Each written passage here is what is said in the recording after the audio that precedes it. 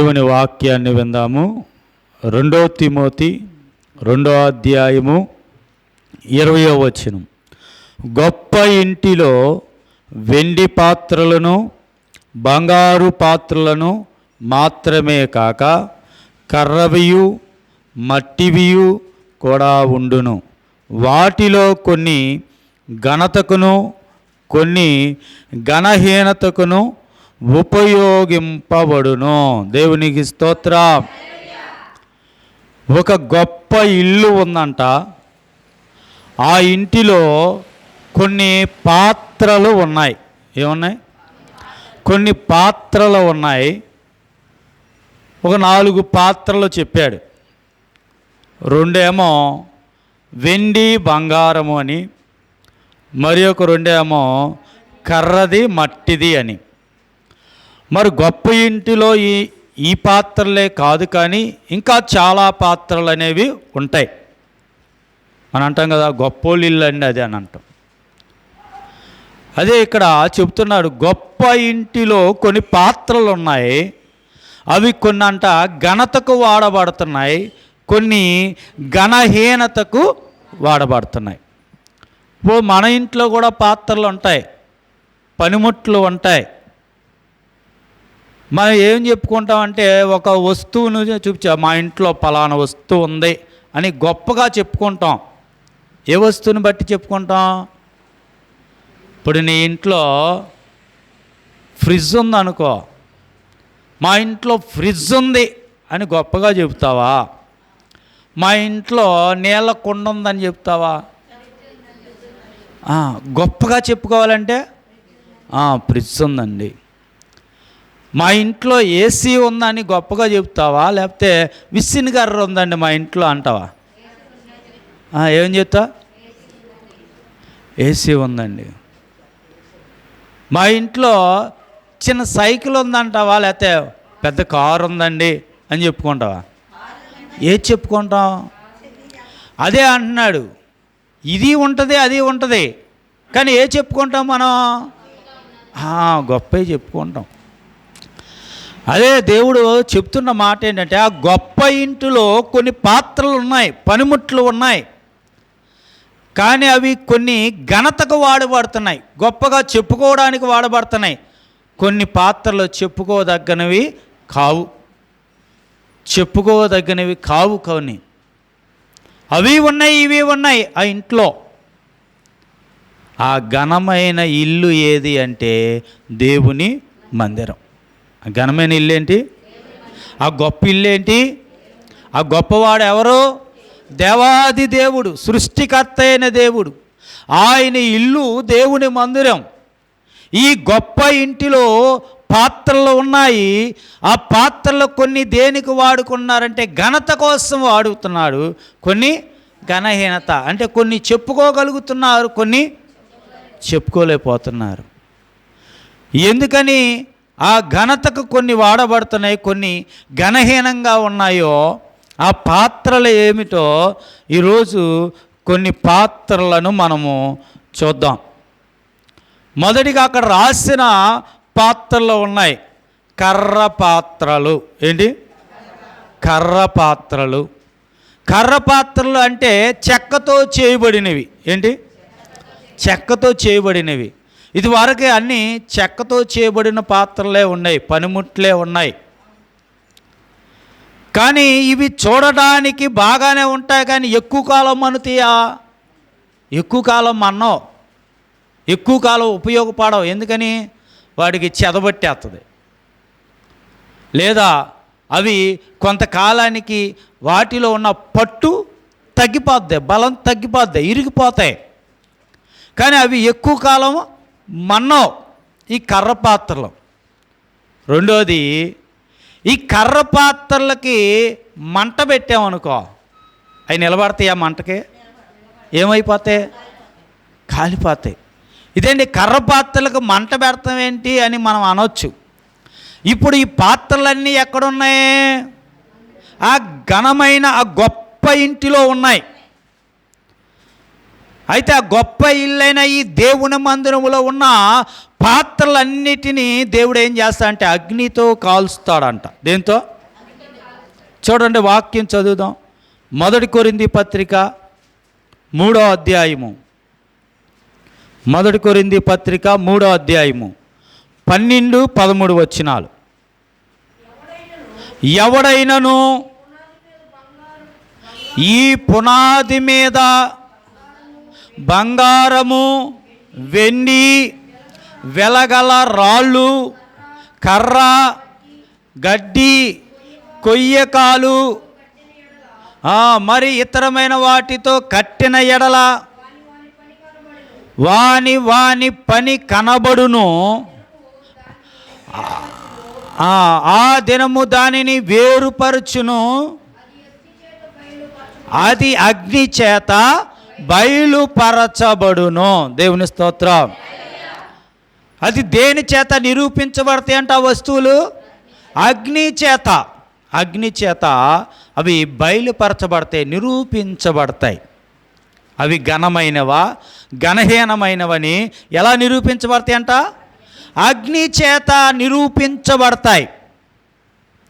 అయితే ఇక్కడ చూస్తున్న ఈ కర్ర పాత్రలు అగ్ని తగిలితే కాలి బూడిదైపోతాయి. అగ్నితో ఏమైతే నువ్వు ఎంత రేటు వస్తువైనా సరే, అది కర్రతో చేసింది, ఎంత రేటు కలిగిందైనా అగ్ని తగిలితే ఏమైపోద్ది? కాలి బూడిదైపోతాయి. ఇలాంటి వారు కొంతమంది సంఘంలో ఉంటారు. ఈ పాత్రలు ఎవరో కాదు, విశ్వాసులే. ఇలాంటి కర్ర పాత్రలు కలిగిన వారు కూడా ఉంటారు. అంటే దాని అర్థము వీళ్ళు బాగానే చక్కగానే మందిరానికి వస్తారు, కానీ గట్టిగా వాక్యము చెప్పితే నిలబడలేరు. గట్టిగా వాక్యమును బోధించితే వారు నిలబడలేరు. ఎట్టయితే వాక్యమనే ఈ అగ్ని వారిని తగిలితే వారిలో ఉన్న చెడు కాలిపోతూ ఉంటే వారు తట్టుకోలేరు, పారిపోతారు. ఎలా అయితే ఈ కర్ర పాత్ర అగ్ని తగిలితే బూడిదైపోతుందో, వీరు కూడా అంతే, ఉండలేరు, నిలబడలేరు సంఘంలో. వాక్యము గట్టిగా తగలనంత వరకే వాళ్ళు ఉంటారు. వాక్యమని అగ్ని గట్టిగా తగిలితే వాళ్ళు నిలబడలేరు. ఎందుకంటే అది బూడిదైపోద్ది, పనికిరాదు. పనికొచ్చిద్దా? అయ్యో నేను దీన్ని 10,000 పెట్టి చేపించానని మంచి టేకుది అని అన్నావు, మంచిదే, బాగుంది, సొత్తాకి టేక్తో చేపించావు, మంచి కర్రతో చేపించావు, విలువైందే చూడడానికి. కానీ అగ్ని తలితే ఏమైపోద్ది? అది బూడిదైపోయింది. ఇప్పుడు 10,000 ఇమ్మంటే ఇస్తాడు ఎవడన్నా? ఎందుకు పనిచేస్తుంది అది? వీళ్ళు కూడా అంతే. ఈ వాక్యమనే అగ్ని తగిలినప్పుడు, లేదా శ్రమలు వచ్చినప్పుడు, కష్టాలు వచ్చినప్పుడు వీళ్ళు నిలబడలేరు. దేవుని వాక్యం చెప్పారు విత్తనాలు ఉపమానంలో. మరి ఒకసారి మీకు జ్ఞాపకం చేస్తున్నా. కొన్ని విత్తనాలు రాతి నేల మీద పడితే అవి మొలిచినాయి, బాగానే మొలిచినాయి. కానీ సూర్యుడు వచ్చేపాటికి ఆ ఎండ వేడికి అవి మాడిపోయినాయి అంట. ఏమైపోయినాయి? మాడిపోయినాయి, నిలబడలేకపోయింది. వస్తాకొచ్చింది మొలక, కానీ చెట్టు నిలబడలా. వీరు కూడా అంతే, నిలబడరు. ఇవి కర్ర పాత్రలు. ఘనమైన ఇంటిలో ఉండే, ఆ గొప్ప ఇంటిలో ఉండే ఆ దేవాది దేవుడు ఇలాంటి వారిని వాడుకుంటాడా? ఇవి ఘనహీనమైన పాత్ర. ఇక రెండో పాత్ర మట్టి పాత్ర. ఏంటిది? మట్టి పాత్ర. మరి పెద్దవారు, మరి మా అమ్మమ్మ వయస్సు వాళ్ళ తరంలో మట్టి పాత్రలో వాడారు. ఏమారు? మట్టి పాత్రలోనే వంట చేసేవాళ్ళు. వాటిని ఎలా చూసుకోవాలి? జాగ్రత్తగా చూసుకోవాలి. ఇప్పుడు ఉన్నవాళ్ళు మొగుడు మీద కోపం అంతా సామానాల మీద చూపిస్తారు. ఆ పాత్ర అటు గిరాటేసి ఈ పాత్ర ఇటు గిరాటేస్తూ ఉంటారు వంట వండేటప్పుడు. అదే కనుక అప్పుడు ఆ మట్టి పాత్రలు గిరాటేస్తే ఉంటాయా? ఉండవు. కనుక వాటిని జాగ్రత్తగా చూసుకోవాలి. ఈ మట్టి దేనికి సూచన అంటే లోకానికి సూచన. దేని సూచన? లోకానికి సూచన. చూడండి, వాక్యం చదవండి.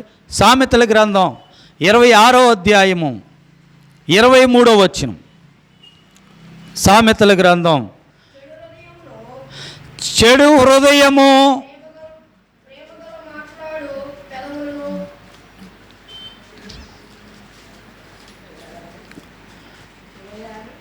చెడు హృదయమును ప్రేమగల మాటలాడు పెదవులను కలిగియుండుట మట్టి పెంకు మీద వెండి పూతతో సమానము. దేవుని స్తోత్రం. వీరు ఎలాంటి వారంట చెప్తున్నాడు కదా. లోపల చెడు హృదయము, పైకి ఎలా మాట్లాడతారంట? ప్రేమగా మాట్లాడతారంట. ఇవి అంటే ఎలాంటిదంటే మట్టి పెంకు మీద వెండి పూత లాంటిదంట. ఎలాంటిది? మట్టి పూత మీద. అర్థమవుతుందా? ఈ మట్టి పాత్రలు ఎవరో? వాళ్ళ హృదయము చెడిపోయి ఉంది, వాళ్ళ హృదయము లోకముతో ఉంది. పైకి ఎలా కనపడతారంట?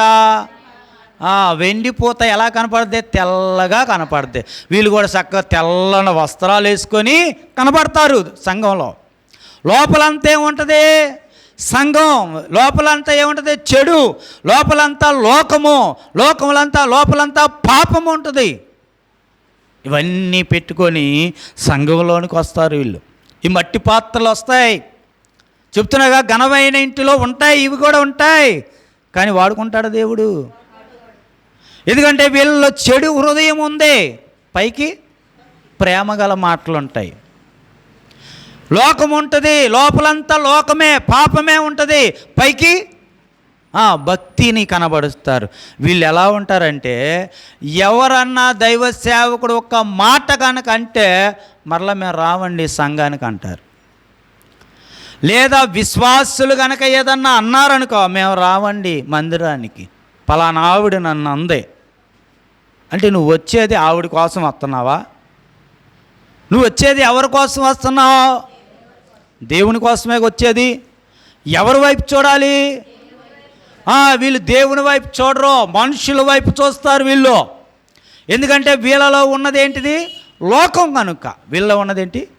లోకం కనుక. ఈ మట్టి పాత్రను సుత్తుతో కొట్టామనుకో, నిలబడిద్దా? ఉంటుందా మట్టి పాత్ర? వాక్యముతో మాట్లాడితే వీళ్ళు కూడా అలాగే ఉంటారు. వీళ్ళు కూడా అంతే. నా వాక్యము బండలను బద్దల కొట్టు సుత్తి వంటిది కాదా అన్నాడు ప్రభు. అంటే ఈ వాక్యమైన సుత్తితో వాళ్ళని కొడితే వాళ్ళు నిలబడలేరు, పగిలిపోద్దే.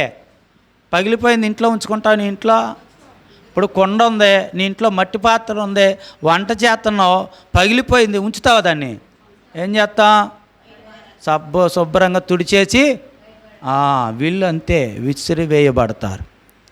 ఈరోజు చాలామంది ఇలాంటి మట్టి పాత్రలు లాంటి హృదయములు కలిగిన వారిగా ఉన్నారు.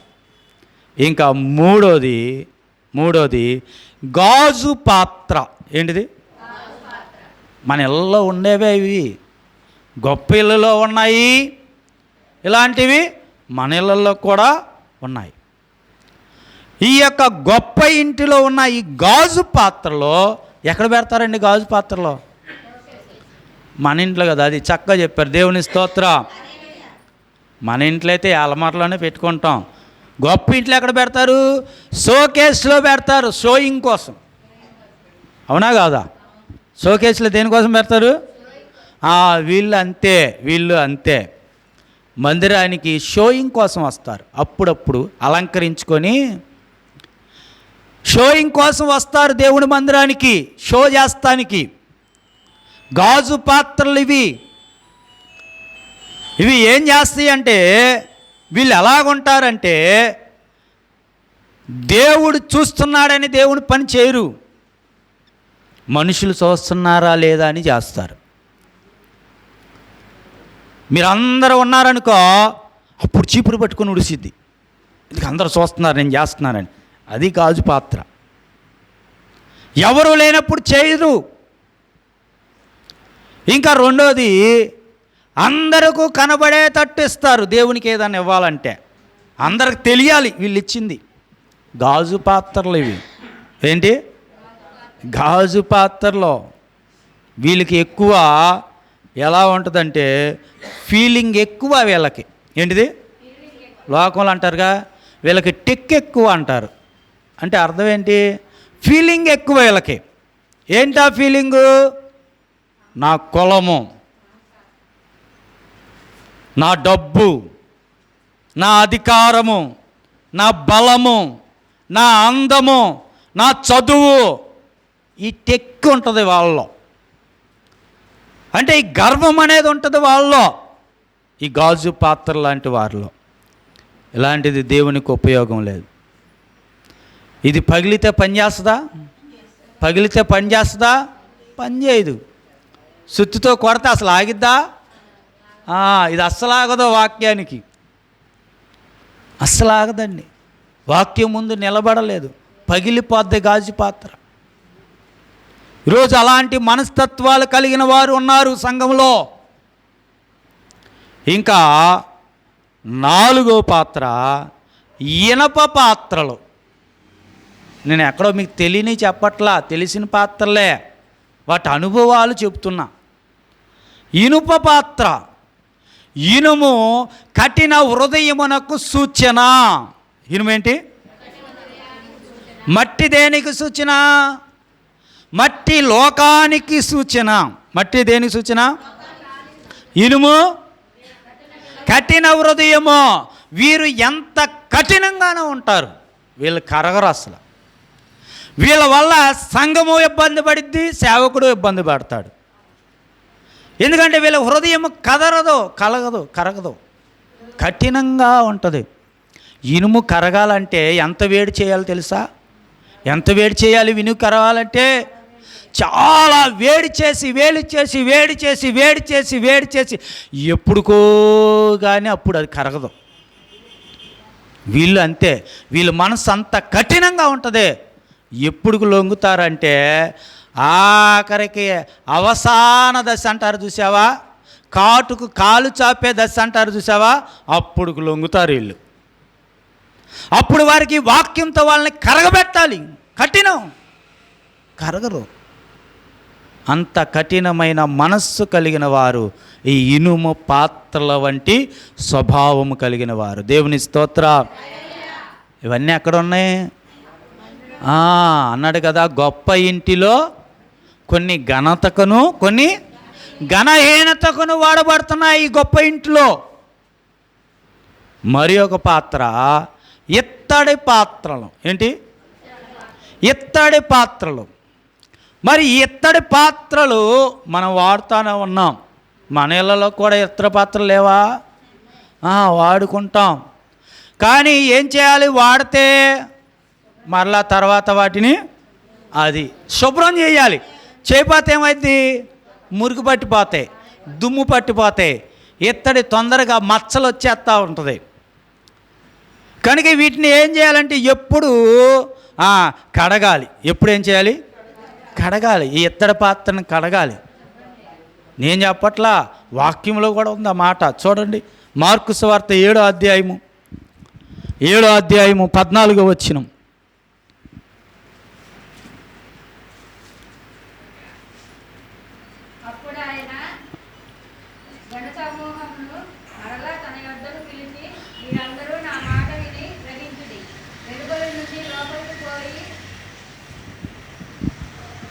ఏడో అధ్యాయము 4వ వచనం. మరియు వారు సంత నుండి వచ్చినప్పుడు నీళ్లు చల్లుకుంటేనే కానీ భోజనము చేయరు.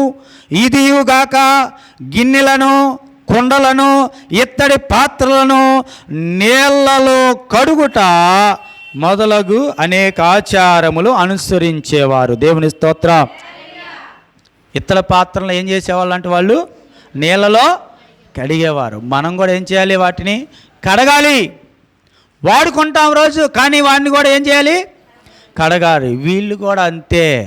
దేవుని మందిరానికి వస్తారు, మందిరంలో చక్కగా వాడబడతారు, చక్కగా పాటలు పాడతారు, చక్కగా ప్రార్థన చేస్తారు, చక్కగా భక్తి చేస్తారు.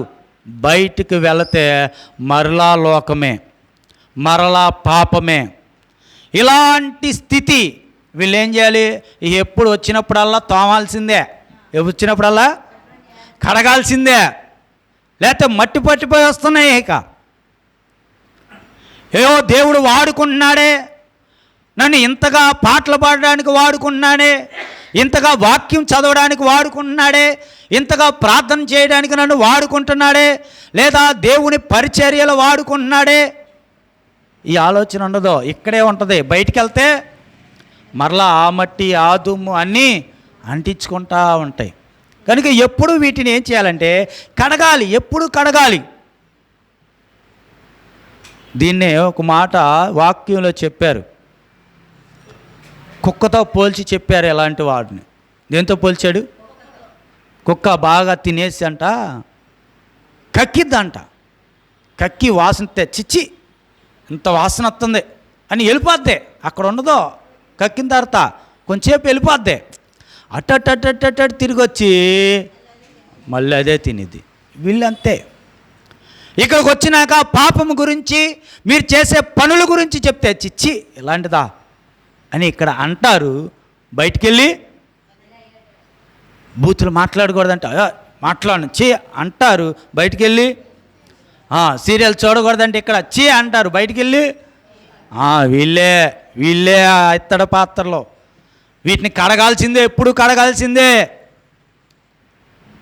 కడగపోతే పనికిరావు, కడిగిపోతే పనికిరావు. ఇంట్లో ఉన్న ఇతర పాత్రను కడగకుండా వాడు ఎలా ఉంటుందో చూడు. వీళ్ళు కూడా అంతే.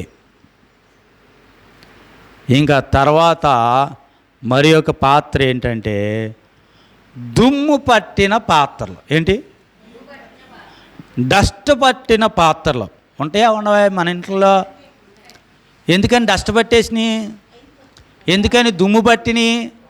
ఎందుకని బూజు పట్టినవి? అవి వాడట్లేదు.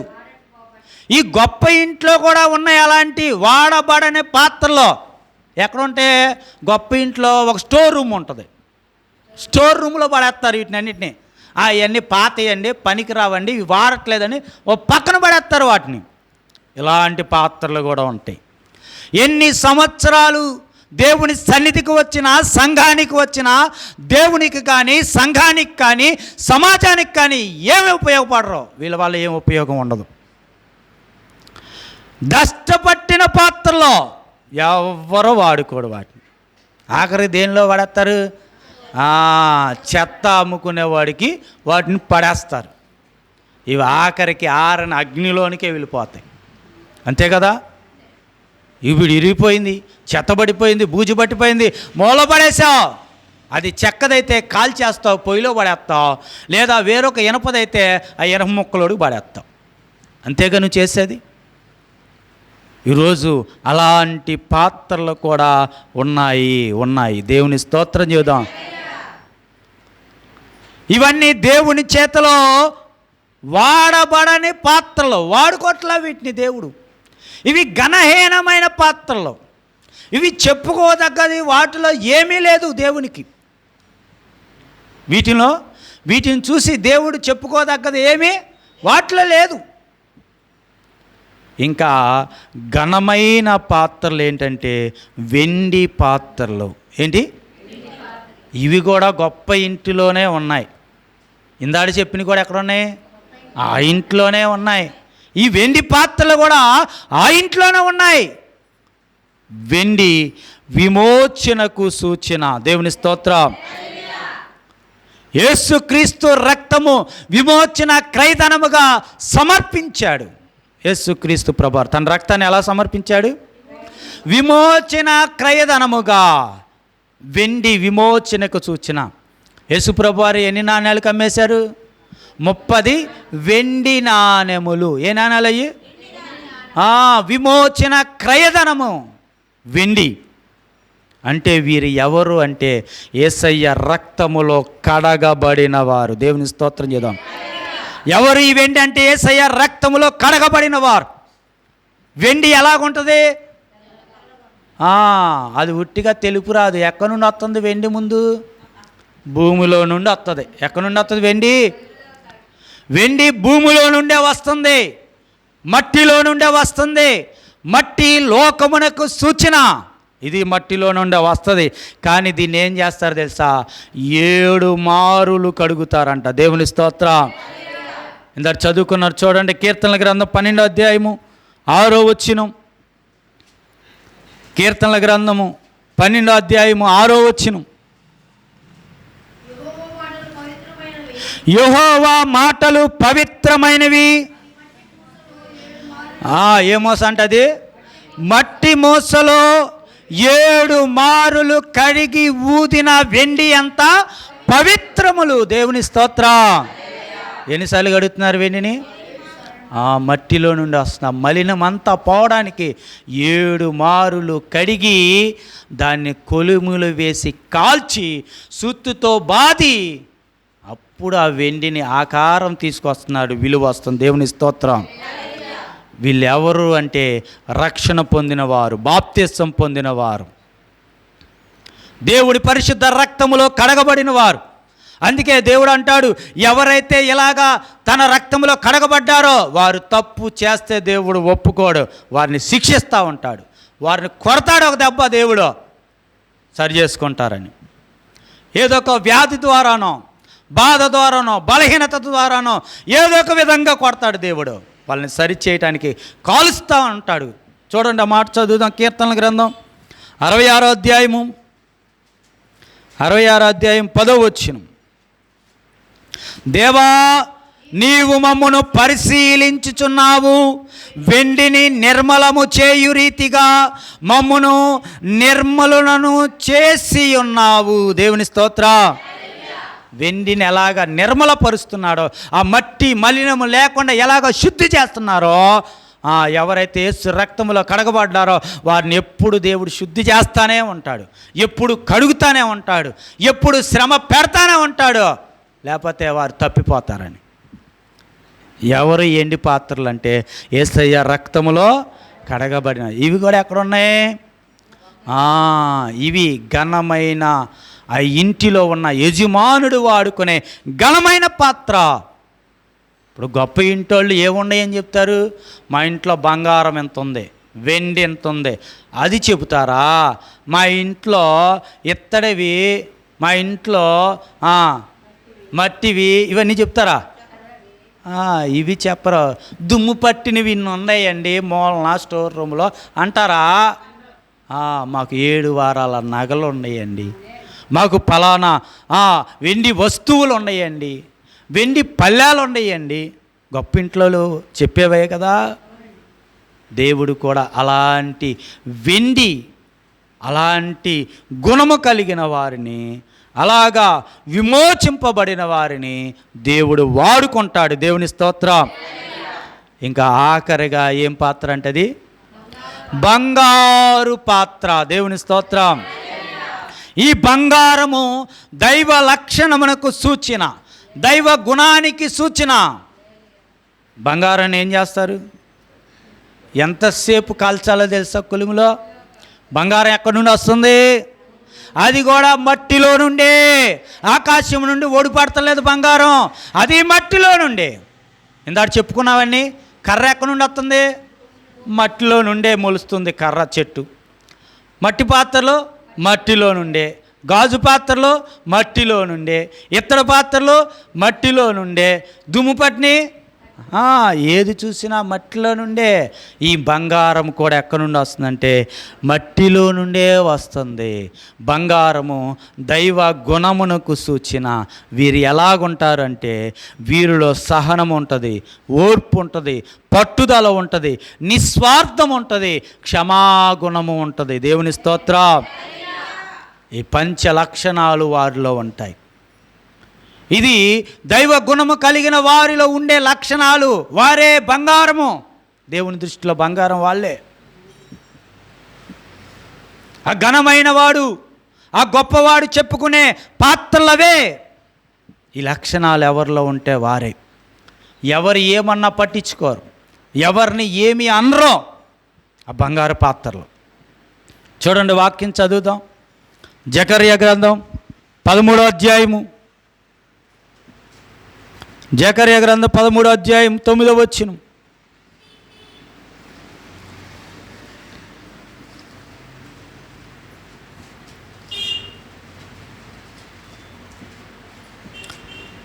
ఆ 3వ భాగమును నేను అగ్నిలో నుండి వెండిని తీసి శుద్ధపరిచినట్లు శుద్ధపరుతును, బంగారమును శోధించినట్లు వారిని శోధింతును. బంగారమును శోధించినట్లు వారిని శోధించును. వారు నా నామమును బట్టి మొర్ర పెట్టగా నేను వారి మొర్రను ఆలకింతును. వీరు నా జనులని నేను చెప్పుదును, యెహోవా మా దేవుడని వారు చెప్పుదురు. దేవుని స్తోత్రం. వారిని ఎలా శోధిస్తాడంట దేవుడు? వారికి ఎప్పుడు కష్టాలే ఉంటాయి, వారికి ఎప్పుడు శ్రమలే ఉంటాయి, వారికి ఎప్పుడు ఇబ్బందులే ఉంటాయి. దేవుడు శోధిస్తాడు. బంగారమును ఎన్నిసార్లు అయితే అగ్నిలో వేసి కాల్చుతారో అంత విలువ వస్తుంది బంగారానికి. చాలా రకాలు ఉన్నాయి కదా బంగారంలో. ఎందుకని ఆ తేడా? కొన్ని బంగారాల్లో ఇది ఈ గ్రేడ్ అండి, ఇది ఇంత క్యారెట్, ఇది ఇంత క్యారెట్, ఇంత క్యారెట్ అని ఎందుకు 3 భాగాలుగా విభజించారు? శుద్ధ సువర్ణము 24 క్యారెట్స్. అది ఎలాగుంటుందంటే ఎక్కువ సమయం అగ్నిలో కాల్చబడిన బంగారం, దానికి అంత విలువ. వీరు కూడా ఎక్కువ కాలము ఎప్పుడు శ్రమలు గుండానే వెళ్తారు. వీళ్ళు జీవితం అంతా శ్రమలే. అవే బంగారం దేవుని దృష్టిలో, అవే బంగారం. వాళ్ళే వీరిలో ఉండేది సహనము, ఓర్పు, పట్టుదల, నిస్వార్థము, క్షమాగుణం. వీరిని దేవుడు వాడుకుంటాడు. ఎవరిని వాడుకుంటాడు? వీరిని వాడుకుంటాడు దేవుడు. ఇవి గొప్ప ఇంటిలో వాడబడే ఘనమైన పాత్రలు. ఇవి దేవుడు వాడుకునే పాత్రలు ఇవే. అంతేగాని కర్రది, మట్టిది, ఇత్తడిది, గాజుది ఇవన్నీ ఎలాగున్నాయి? వాడి గుణాలు ఎలాగున్నాయి? వాడి బుద్ధులు ఎలాగున్నాయి? వారి ఆలోచన విధానం ఎలా ఉందే చూసాము. అయితే ఈ గొప్ప ఇంట్లో ఇన్ని ఉన్నాయి కదా ఈ పాత్రలన్నీ. మరి ఈ పాత్రలన్నిటినీ శుభ్రం చేయడానికి ఎవరు కావాలి? ఆ గొప్ప ఇంట్లో ఈ పాత్రలన్నిటినీ శుభ్రం చేయడానికి ఎవరు కావాలి? పని మనిషి కావాలి. ఎవరు కావాలి? అవును కదా. గొప్ప ఇంటోళ్ళు ఆ పాత్రల శుభ్రపర్తకి ఎవరిని పెట్టుకుంటారు? పని మనిషిని. ఆ పని ఏంటి? రోజు ఆ పాత్రలన్నీ శుభ్రపరచడమే ఆ పని మనిషి పని. ఈ గొప్ప ఇంటిలో పని మనిషి ఎవడంటే యాజకుడు. దేవుని స్తోత్రం. దేవుడు నిరంతరం మిమ్మల్ని శుభ్రపరిచే పనే మాకు అప్పచెప్పాడు. ఎప్పుడు మిమ్మల్ని శుద్ధి చేయటమే మా పని. అందుకే అంటాడుగా, నా వాక్యము చాకలివాని చేతిలో సబ్బు వంటిది. శుభ్రం చేయటానికి వాడాలి కదా మరి సబ్బు. ఈ వాక్యం అనే సబ్బు వాడాల్సిందే ఎప్పుడు. మిమ్మల్ని శుభ్రపరచడానికి, మిమ్మల్ని సరిచేయటానికి, బాగు చేయటానికి, ఆ ఘనమైన ఇంటిలో, ఆ గొప్ప ఇంటిలో ఉన్న ఆ దేవాది దేవుడు మిమ్మల్ని వాడుకోవాలని ఎప్పుడు మిమ్మల్ని శుభ్రం చేస్తూనే ఉండాలి. నువ్వు ఒకవేళ ఘనమైన పాత్రగా నువ్వు వాడబడాలి అంటే, ఈరోజు చెప్తున్నా, అయ్యా నేను కర్ర పాత్రగా ఉన్నానేమో, నేను మట్టి పాత్రగా ఉన్నానేమో, నేను గాజు పాత్రగా ఉన్నానేమో, నేను ఇతర పాత్రగా ఉన్నానేమో, లేదా ఒక దుమ్ము పట్టిన పాత్రగా నేను ఉన్నానేమో, ఇనప పాత్రగా నేను ఉన్నానేమో, ఒకవేళ నేను వాడబడాలి దేవుని చేతిలో అని గనక నువ్వు అనుకుంటే 4 పనులు చేయాలి. నువ్వు ఏం చేయాలి? ఈ 4 లక్షణాలు కనుక నీలో ఉంటే దేవుడు నిన్ను ఖచ్చితంగా వాడుకుంటాడు. దేవుని స్తోత్రం. ఏంటి ఆ లక్షణాలు అంటే, మొదటిది నీలో నీతి ఉండాలి. ఏముండాలి? రెండోది విశ్వాసం ఉండాలి. మూడోది ప్రేమ ఉండాలి. నాలుగోది సమాధానం ఉండాలి. దేవుని స్తోత్రం. ఒక ఇల్లు లేదా ఒక గుడారము ఏది నిలబడాలన్నా 4 పిల్లర్స్ మెయిన్. నువ్వు కూడా నిలబడాలి అంటే, సంఘంలో నిలబడాలి, దేవుని చేతిలో వాడబడాలి అంటే నీలో ఈ 4 లక్షణాలు ఉండాలి. ఏంటి అవి? నీతి, విశ్వాసము, ప్రేమ, సమాధానము. సమాధానానికి మరి ఒక పేరు క్షమించే గుణము. సమాధానం ఎవరిలో ఉంటుందో వాళ్ళందరినీ క్షమిస్తారు. ఇవి ఉండాలి. చూడండి, దేవుని వాక్యం చదువుదాం. 2 తిమోతి 2వ అధ్యాయము, 2 తిమోతి 2వ అధ్యాయం 22వ వచనం. రెండవ మాటను చదువుదాము. దానిలో రెండవ మాట, ప్రభువునకు ప్రార్థన చేయవారితో కూడా నీతిని, విశ్వాసమును, ప్రేమను, సమాధానమును వెంటాడుము. దేవుని స్తోత్రం. పై మాటే ఇందాక మనం చెప్పుకున్నాం ఘనమైన పాత్రల గురించి. అలా ఉండాలి అంటే నువ్వేం చేయాలంటున్నాడు? నీతిని, విశ్వాసమును, ప్రేమను, సమాధానమును ఏం చేయాలంట? వెంటాడాలి. వాటి వెనక పరిగెత్తు, అప్పుడు వాడుకుంటాడు దేవుడు. ఆ ఘనమైన చేతిలో ఘనమైన పాత్రగా నిన్ను వాడుకుంటాడు. నువ్వు వాడబడకపోతే ఏం చేయబడిద్ది ఆ పాత్ర? అగ్ని ఆరదు, పురుగు చావదు, ఆఖరికి అక్కడ పడవే పడతావు. కనుక ఆ గొప్ప ఇంటిలోనికి వచ్చావు కనుక ఆ గొప్ప ఇంటిలో ఒక ఘనమైన పాత్రగా నువ్వు వాడబడాలని దేవుడు ఆశపడుతున్నాడు.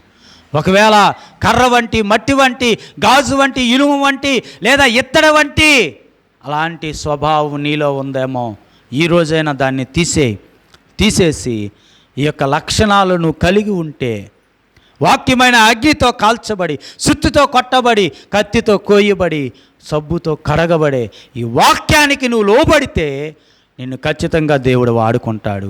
ఆ గొప్ప ఇల్లు ఏదో కాదండి, పరలోక రాజ్యం. దేవుని స్తోత్రం. అక్కడ ఆయన వాడుకోవాలి. మొదట చెప్పా కదా, నీ ఇంట్లో ఏదుంటే చెప్పుకుంటావు గొప్పగా? ఫ్రిడ్జ్ అన్నావు కదా.